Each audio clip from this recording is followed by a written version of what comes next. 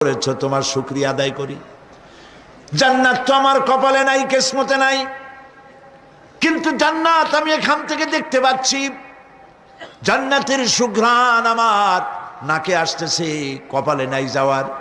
আমি কাঁদি এই জন্য, তুমি যদি মেহেরবানি করে আমাকে জান্নাতের দরজার কাছে একটু দাঁড় করায় দিতা, প্রাণ ভরে তোমার জান্নাতের দৃশ্যটা একটু দেখতাম। আল্লাহ পাক তার আরজি পূরণ করবেন, বলবেন যাও ফেরেশতাদের বলবেন এর জান্নাতের দরজার কাছে দাঁড় করায় দাও। জান্নাতের দরজার কাছে দাঁড়িয়ে লোকটি আবার কান্না শুরু করবে। আল্লাহ পাক প্রশ্ন করবেন, এবার কান্দো কেন?